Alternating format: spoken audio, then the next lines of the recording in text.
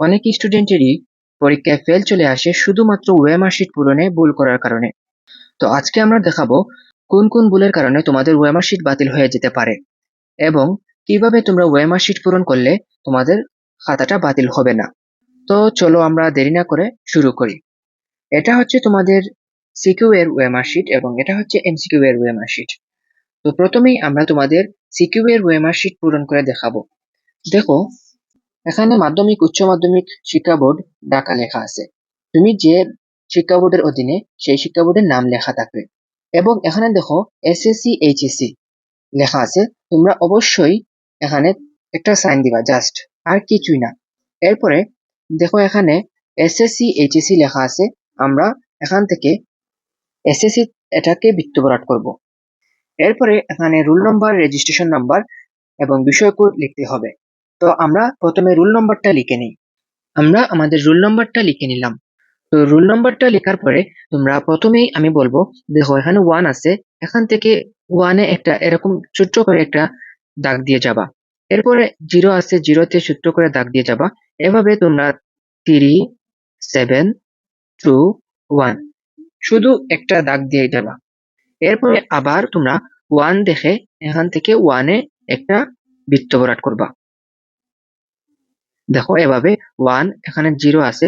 প্রথমে তোমরা সাইড থেকে বৃত্ত ভরাট করা শুরু করবা এবং এরপরে ভিতরের দিকে বৃত্ত ভরাট করে চলে আসবা। দেখো আমি আবার তোমাদেরকে দেখাই। দেখো, আমি সাইড থেকে প্রথমে বৃত্ত ভরাট করা শুরু করলাম এবং ভিতরের দিকে আসলাম। অনেকেই ভুল করো যে ভিতর থেকে শুরু করো এবং বাহিরের দিকে চলে আসো। বাহিরের দিকে আসার ক্ষেত্রে অনেক সময় এটা অনেক বড় হয়ে যেতে পারে বা বিভিন্ন ধরনের সমস্যা হতে পারে। তো এরকম কোনো ভুল করবা না।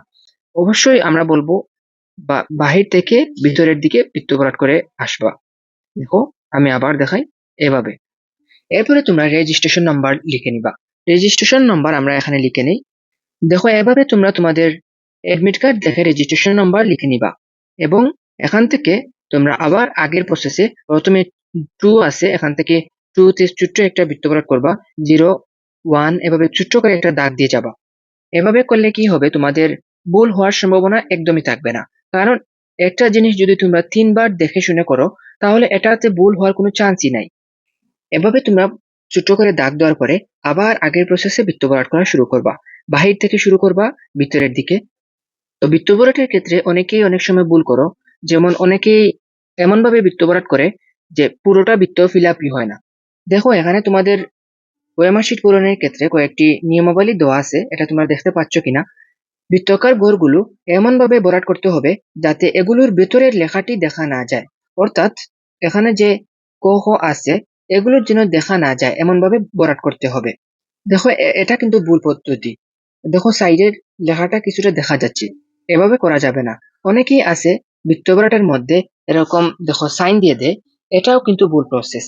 এবং অনেকে আছে কাটা দিয়ে দেয়, এটাও ভুল প্রসেস, এরকম করা যাবে না। এবং অবশ্যই তোমাদের এরকম বল পেন কলম দিয়ে করতে হবে। এরপরে দেখো এখানে বিষয় কোড। তোমরা বিষয় কোড লেখার ক্ষেত্রে অনেক সময় প্রশ্নের দিকে তাকিয়ে থাকো যে কখন প্রশ্ন দিবে আর আমরা বিষয় কোড লিখবো। এরকমটা তুমি করবা না। কারণ প্রশ্ন পাওয়ার পরে তোমরা প্রশ্ন দেখতে গিয়ে অনেক সময় বিষয় কোড মিস করে ফেলতে পারো। তাই আমি বলবো তোমাদের এডমিট কার্ডের মধ্যে বিষয় কোডটা লেখা থাকে। তো অবশ্যই তোমরা এডমিট কার্ড দেখে তোমরা বিষয় কোডটা ফিল আপ করে দিবা। ধরো তোমাদের প্রথম দিন হচ্ছে বাংলা প্রথম পত্র পরীক্ষা। তো বাংলা প্রথম পত্রের বিষয় কোড হচ্ছে 101। তো আমরা 101টা আমরা এভাবে ফিল আপ করে দিব। অবশ্যই বাহির থেকে ভিতরের দিকে ফিল আপ করবো। তো আমরা বিষয় কোডটা ফিল আপ করে নিলাম। আর একটি কথা আমাদের মিস হয়ে গেছে, যেমন দেখো এখানে সালটা, তোমরা 2000 পরে এখানে দুটো শূন্য বাকি আছে। তো এখানে তোমরা সাল 2026 লিখে নিবা। এখানে আর কোনো ধরনের দাগ দেওয়া যাবে না। দেখো এটা তোমাদের শিক্ষকদের জন্য, এখানে তোমাদের কোনো কাজ নাই।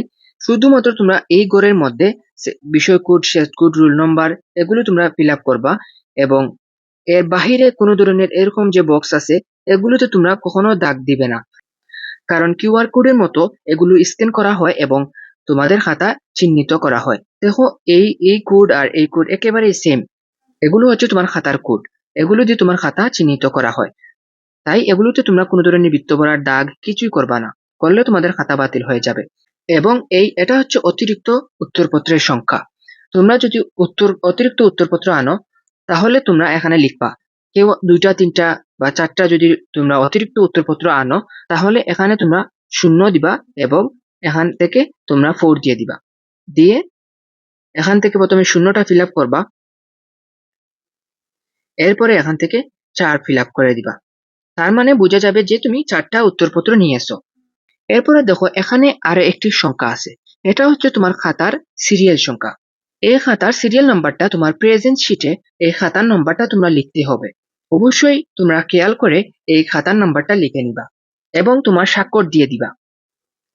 এবং দেখো এখানে আরো একটি জায়গা আছে, এখানে তোমার কক্ষ পর্যবেক্ষকের স্বাক্ষর দিবেন, অর্থাৎ তোমার যে শিক্ষক থাকবেন তিনি তোমার এইগুলো চেক করে এখানে স্বাক্ষর দিবেন। তো এই জায়গায় তোমরা কোনো আঁকাঝাঁকা করবা না, কোনো কিছু করবা না, এখানে শিক্ষকের কাজ। এরপরে দেখো এখানে কাটা কাটা কাটা কাটা কাটা কাটা তোমাদের থাকবে, এখানেও কাটা কাটা কাটা কাটা থাকবে। তোমাদের পরীক্ষার হলে শিক্ষকরা তোমাদেরকে বলতে পারেন যে এটা তোমরা ছিঁড়ে দাও। তো এটা তোমরা কিভাবে ছিঁড়বা সেটা আমি তোমাদেরকে দেখিয়ে দিচ্ছি। প্রথমেই তোমরা এই একটা পেজকে তোমরা এদিকে ভাঁজ করবা, এদিকে তোমরা এখান থেকে এভাবে ভাঁজ করবা, শুধু এতটুকুই ভাঁজ করবা তোমরা। এই সাইড তোমরা ভাঁজ করবা না, এই সাইড ভাঁজ করলে এই অংশটা তোমাদের ছিঁড়ে পড়ে যেতে পারে। এটা যদি ছিঁড়ে পড়ে যায় তাহলে তোমাদের অনেক সমস্যা হবে। তো তোমরা এইটুকু থেকে এইটুকু পর্যন্ত ভাঁজ করবা, এরপরে তোমরা এই অংশটা ছিঁড়ে ফেলবা। দেখো আমি তোমাদেরকে দেখাই, এভাবে টান দিলে অটো ছিঁড়ে আসবে। এটা ছিঁড়ার ক্ষেত্রে তোমরা সাবধানতা অবলম্বন করবা, কারণ বাই এনি চান্স যদি তোমাদের এটা ছিঁড়ে যায় বা ক্ষতিগ্রস্ত হয় তাহলে কিন্তু তোমাদের পরীক্ষা বাতিল হয়ে যেতে পারে। এরপরে তোমরা এই অংশটুকু ছিঁড়বা না, হাত দিবা না, কিছুই করবা না, এই অংশটুকু ছিঁড়বা। এই অংশটুকু তোমরা এভাবে ভাঁজ করবা।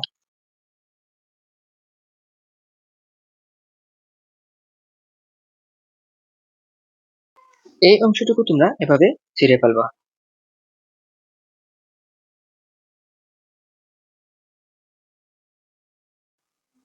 এবং এই অংশটা তোমাদের শিক্ষকরা নিয়ে যাবেন। আর এই অংশগুলো তোমাদের মেন খাতার সঙ্গে সেলাই করা থাকবে, যুক্ত থাকবে। এখানে আর কোনো তোমাদের কাজ নাই। এই এই অংশটুকু যদি শিক্ষকদের দিয়ে দাও তাহলে হয়ে যাবে। তোমার রোল নম্বর অনুযায়ী শিক্ষকরা এটা সংরক্ষণ করে ফেলবেন। তো এই ছিল তোমাদের সিকিউ এর উত্তরপত্রের বিস্তারিত।